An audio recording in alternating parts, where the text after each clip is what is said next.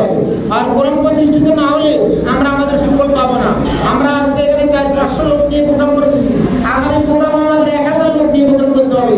আমাদেরকে সকল অঙ্গনে, শ্রমিকের অঙ্গনে আমাদেরকে দাওয়াত আমাদেরকে পৌঁছে দিতে হবে।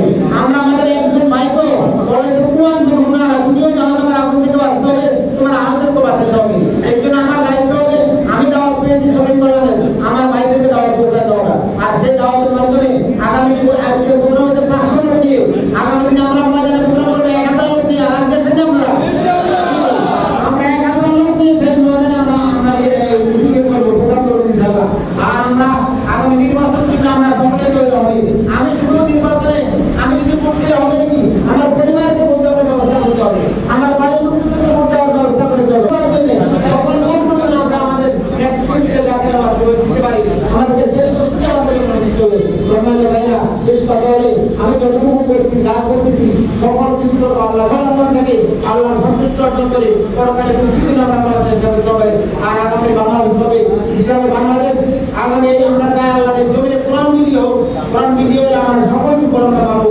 আল্লাহর কাছে সাহায্য কামনা করে আপনাদেরকে কষ্ট করে সমাবেশের সম্মানিত প্রধান মেহমান, জেলা মেহমান, জামাত নেতৃবৃন্দ, শ্রমিক নেতৃবৃন্দ, আসসালামু আলাইকুম ওয়া রাহমাতুল্লাহ। জিহাদ করে সংগ্রাম করা হক আদায় করে, আর আল্লাহ এই কাজের জন্য আমাদেরকে মনোনীত করেছেন।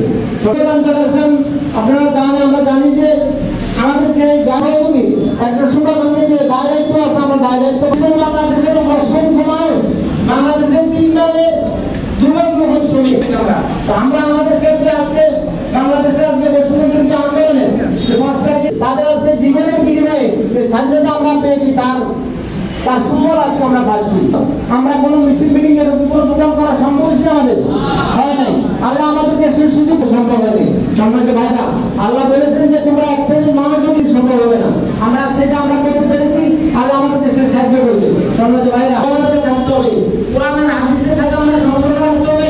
কোরআন পড়ে আমরা কোরআন বুঝতে হবে, কোরআন বুঝে আমরা আমল করতে হবে। সে আমাদেরকে বেশি আমাদের মেহমানরা আছে এখানে, আমি শুধু এটুকু বলবো আমরা আগামীতে ইনশাআল্লাহ আরো বড় প্রোগ্রাম করতে পারলে আরো সুন্দর হবে, আরো বড় মেহমান পাবো আমরা ইনশাআল্লাহ। আপনারা ওই প্রোগ্রামের জন্য প্রস্তুত থাকবেন এবং পাশাপাশি আপনারা এখন থেকে আমাদের সামরিক ও বেতন পক্ষে একটা চলতেছে, আপনারা ওই পক্ষকে সময় কাজ লাগাবেন।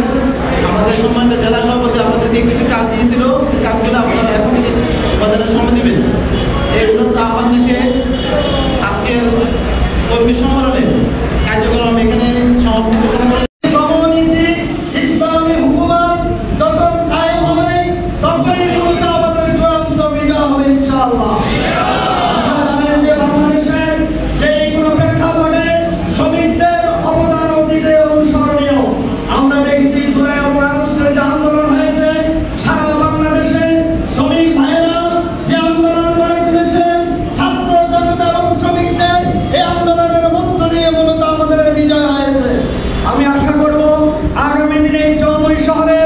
ইসলামী আন্দোলনকে ত্বরান্বিত করার জন্য, শ্রমিক আন্দোলনকে সামনে এগিয়ে নেওয়ার জন্য চরমনাই শহরে সকল শ্রমিক ভাইরা ঐক্যবদ্ধভাবে এই আন্দোলন সংগ্রামে এগিয়ে যাবেন।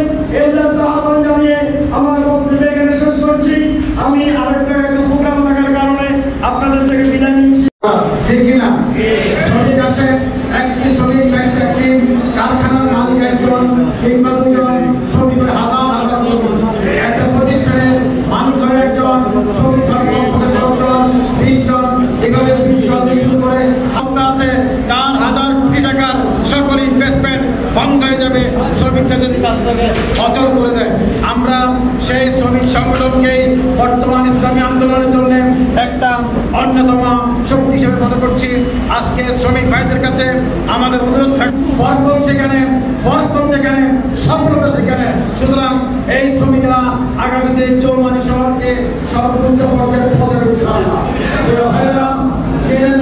বক্তব্য রেখেছেন সব কথাই বলতে চাই, শ্রমিকরা যার হাতে হাত রেখে, যার হাতে আল্লাহ রাসূল চুমু খেয়েছেন, সেই শ্রমিকরা তার ভাগের অধীন হতে হবে। শ্রমিক আল্লাহর ভাগের অধীন হতে হবে, শ্রমিকের অধীন সুন্নাহর ভাগের অধীন হতে পারে।